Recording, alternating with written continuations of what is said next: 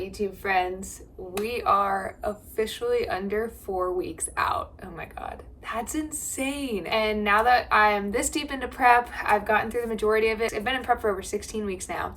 I figured I was at the point where I have gotten used to it. I know what's going on here, and we could do a Q&A. So I asked you guys on Instagram, what you wanted to know, things about prep you've been curious about. I got a lot of great questions, so we're just gonna hit it. We're just gonna run through those, okay? Well, first thing, Cassidy asked me if I could fix a flat tire because she got a flat tire apparently when I posted this story, and obviously nothing to do with prep, but in case you were curious, if you were really out there wondering if I could fix a flat tire, no, I cannot. Maybe one day I'll add that to my skill set. I think that would be a badass thing to be able to do, but I cannot fix a flat tire. I've got my AAA card literally sitting right there. I need to go put it in my car. Okay, so real question number one, why do you have to get the spray tan? This is a good question. I actually get this question a lot. So the reason for the crazy spray tan is because the stage lights are just so bright that you don't want them to wash you out. You really want the definition of your muscles to pop. It's a lot about kind of the lines and things like that. So you need that spray tan to help contrast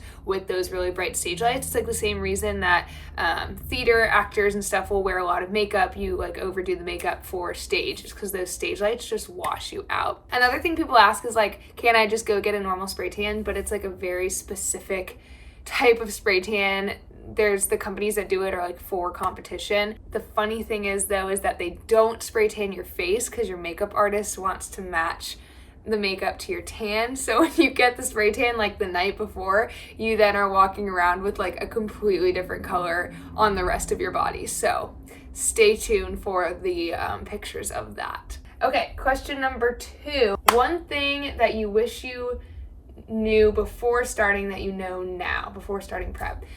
This is a tough question. Honestly, I did so much research before I decided to do this. This is something I thought about for 5 months, and then the last month really there before I committed to it, I made sure I understood what the costs were going to be. I watched so many other competitors' vlogs and other Q&As like this, and read so many articles and talked to different coaches and gathered as much information as I possibly could. So I feel I really knew for the most part what I was getting into. I knew what to expect. So honestly, there's nothing really major. I guess I would say I wish I kind of would have known that I'd be moving to a new city, because now I'm here, I'm really excited about it, but I can't really go out and explore as much as I'd like to as far as food and socializing and all of that stuff. I don't think I would say that would have necessarily changed my decision of whether to prep now or not,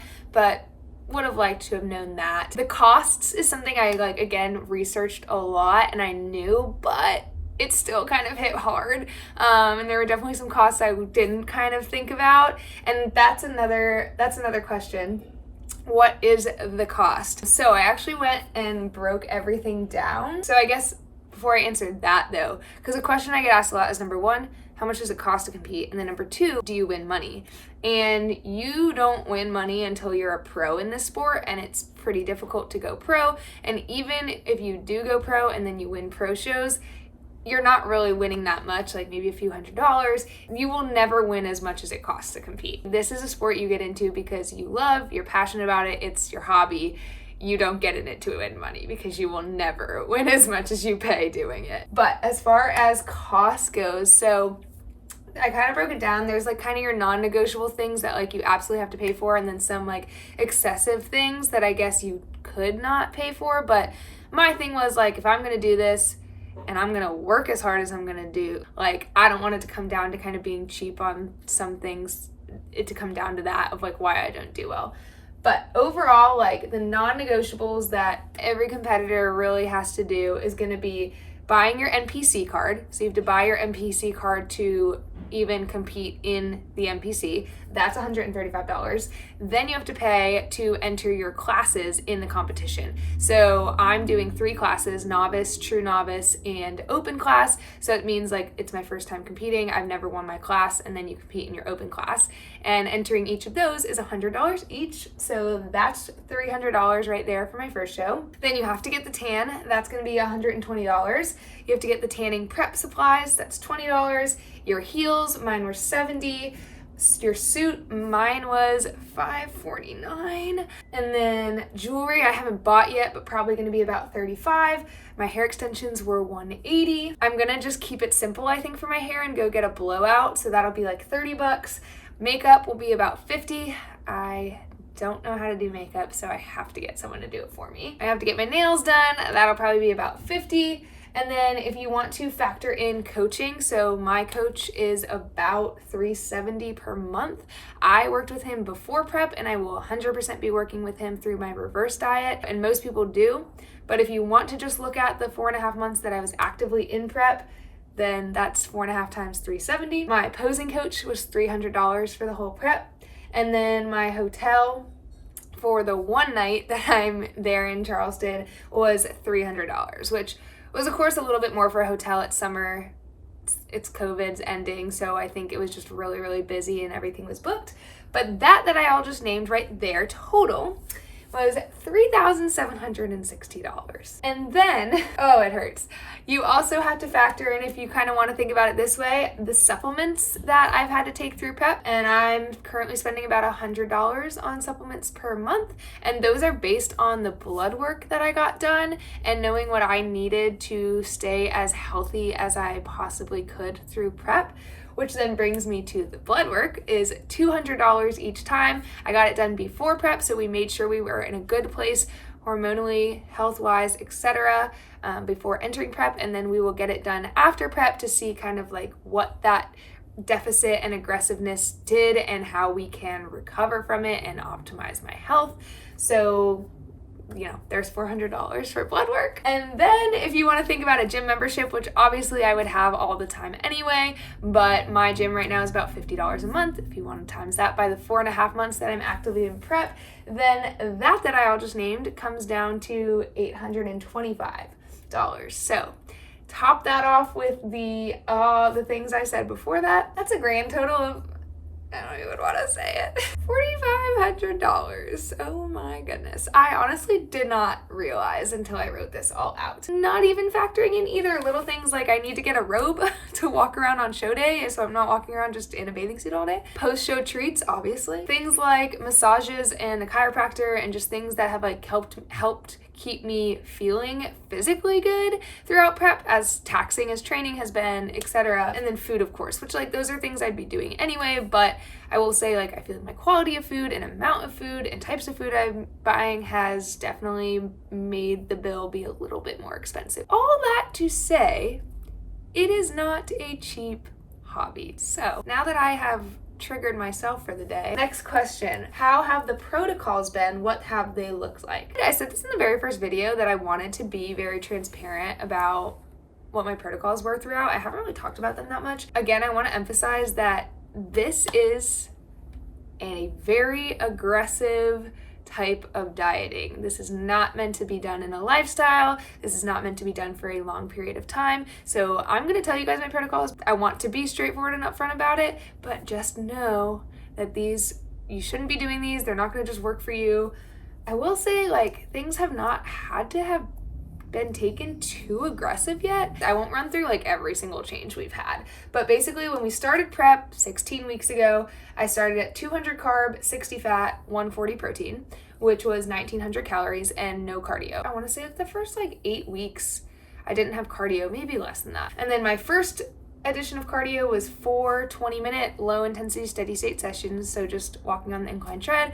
And then food continued to drop slowly. I've had a couple refeeds. I think I've had 2 or 3 refeeds, meaning that my carbs were bumped up for 2 days in a row.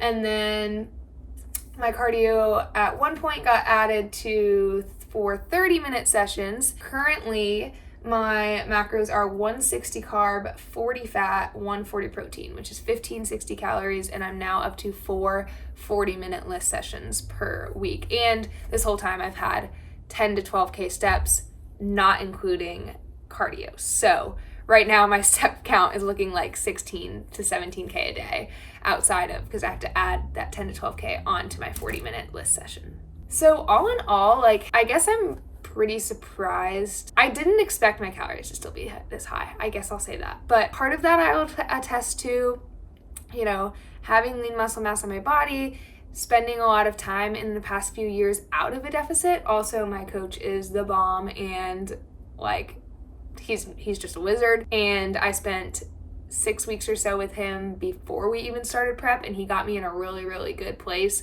with calories. And I also just like genetically, I think, am a little bit more of a lean build. Like I do stay relatively lean even at a high calorie amount, so it doesn't take me as much to get lean. But this is the first time I've dieted this hard, so the first kind of time you diet I think will typically be the easiest, and then it's going to get harder and harder as you go.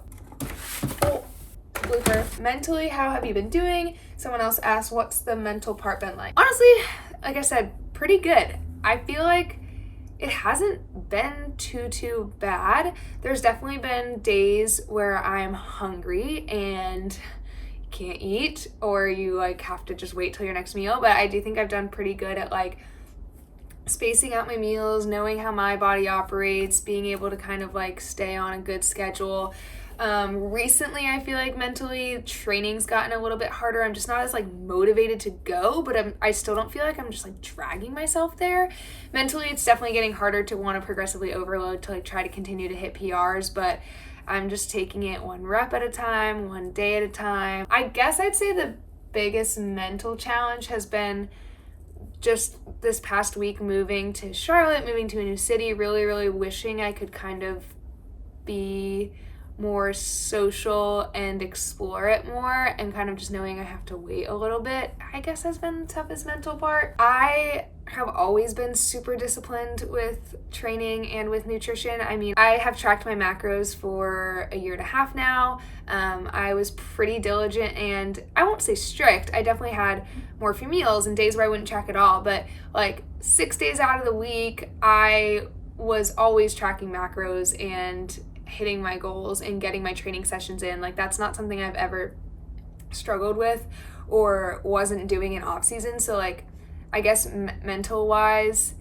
that hasn't been a change for me. Like I would still be as disciplined and diligent with my macros and with my training in lifestyle as I would in prep. And that's just me, that's just who I am, that's my passion. So it hasn't been like that big of a change, I guess. Do you feel like you've missed out on life things? So this was my biggest fear. I've been very upfront about that of going into prep, was that I would feel a lot of FOMO. And honestly, no, not until like recently. I don't feel like I'm missing out. I just kind of like wish I could.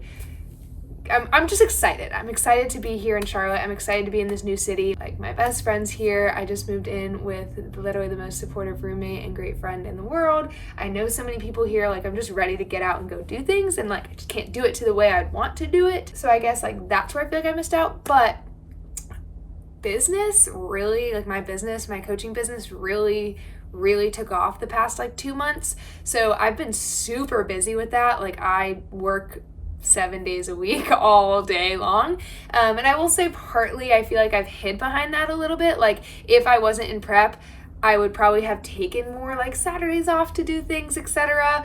But I've had work very much so to keep me busy. So I don't like, it's not like I've been sitting here on the couch like, oh my God, I really wish I was out there. Like, what do I do? Like, I have things to do. I honestly don't feel like I missed out on a lot of things. And I've also tried my best to the things that I actually want to go to. I go. Like, I dress up. Last night, friends had a housewarming party I haven't seen in a while. I got dressed up. I went. Granted, it's only for like an hour and a half, because then it's time for my meal usually. But I go. I have fun. Something I've really learned about myself during prep is that I don't need alcohol if I'm with the right people, which then tells me I want to spend my time with the right people. And so like the friends I have here and the people I have been choosing to like go out with are people that like I love being around, whether I'm drinking or not. If they are, I don't feel the need to be. Like, I just love being with them. So I've made sure that I make myself still do those social things. I still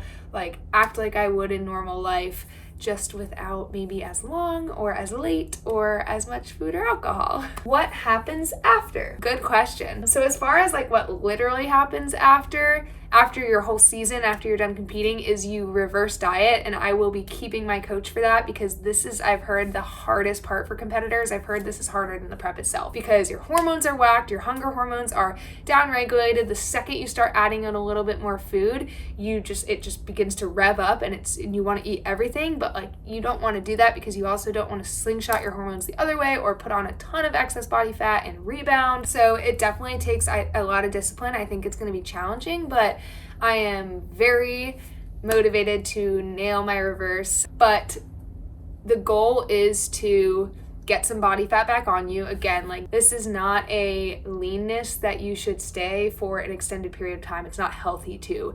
So immediately after your season, the goal is to get a little bit of body fat back on, get your food up, get your metabolism working again, get your hormones restored.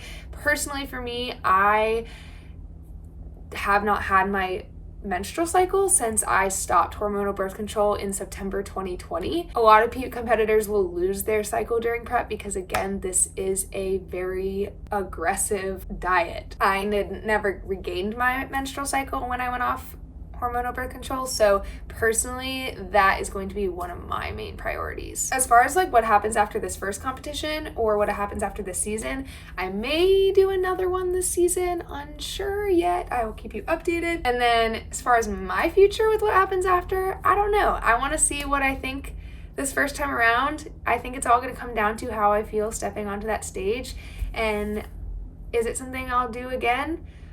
I think right now at this point, yes. But we'll see. That is all the questions I got. Thank you guys for asking those. Thanks for following along on this journey. 4 freaking weeks till show number 1. I feel good. I feel ready. I am going in very much competitive, very much wanting the overall, but I don't have any expectations. I really am doing this still for myself, and I'm just excited for show day. But thanks again for tuning in, y'all, and I will continue to update you on the way to the stage, and I'll see you guys on the flip side.